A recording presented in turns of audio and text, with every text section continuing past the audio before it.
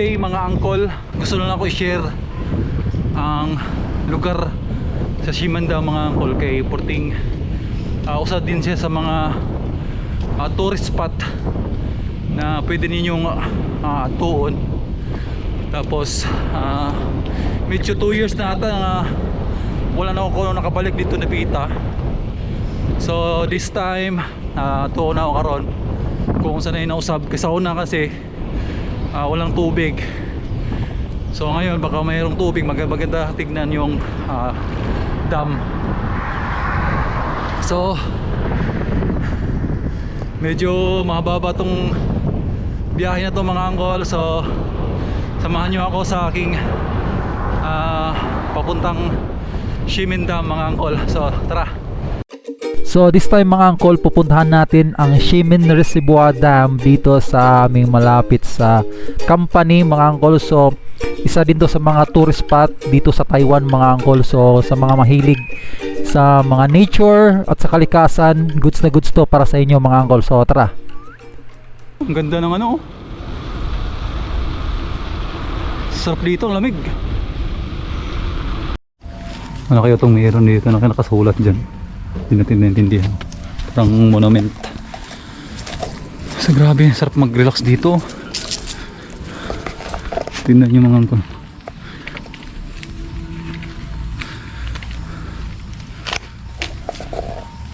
Papahinga nila dito.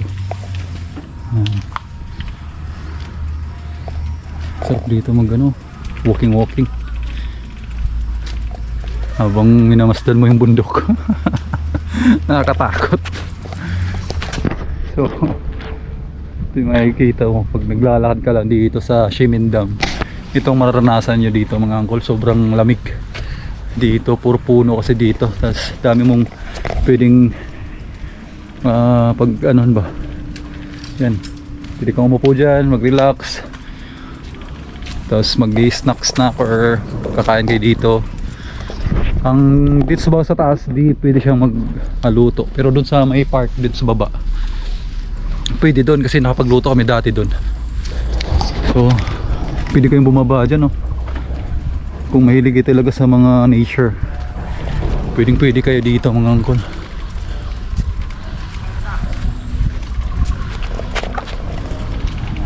Yun, nakikita nyo ba yan?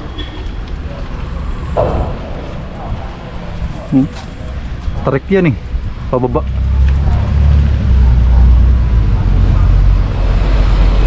Nakikita nyo itong mga matatanda mga puno. Sarap din pala maglakad-lakad, no? Yung kahit mag-isa ka lang sa dito, sarap maglakad-lakad eh. Lalo yung simoy ng hangin, sobrang presko. Grabe, sobrang dito, napakaganda. Grabe, no? Para kang nasa pang horror movie ba? Ayan, pababa din sa tao. So ito yung makikita yung mga bundok. Tapos yung parang orasan nila dito. Wala nang tubig. Wala nang tubig mga angkol. Wala na.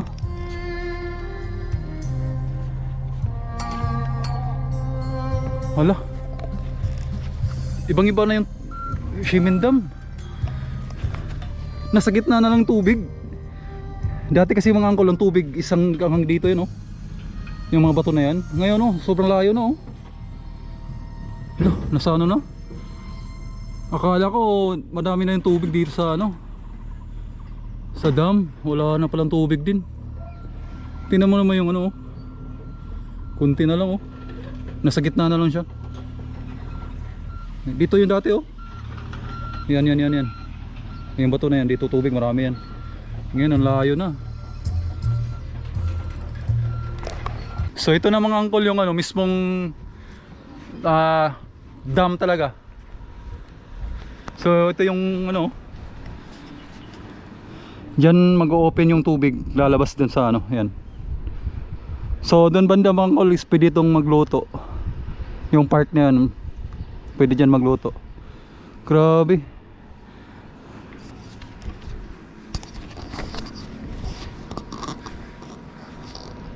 So ito yung machine mga angkol oh, na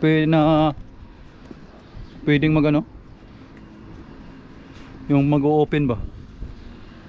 Yun oh. Ang laki mga ano oh. So ilan yan? Ilang opening ano yan? 1, 2, 3, 4, 5, mga 5.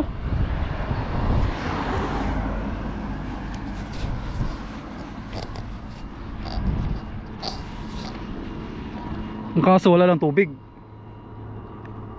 Ay, wala na. Malayo na yung tubig ko, nandun na sa gitna.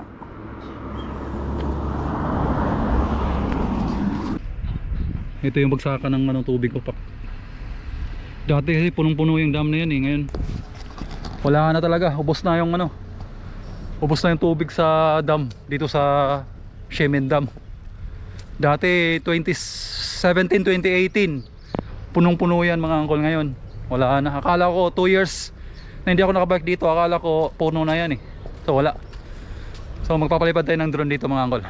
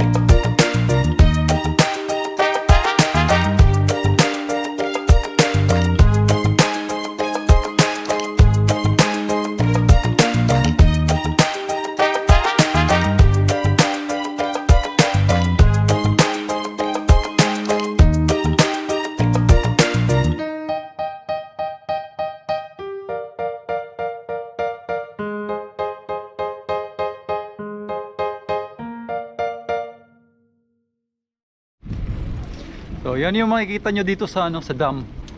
Yung magandang sight, magandang view. Yan. So perfect yan mga angkol sa mga mahilig sa mga nature mga angkol. So mahilig sa mga kalikasan. Perfect yan. Sa mga gustong magbike. Sarap dito. No?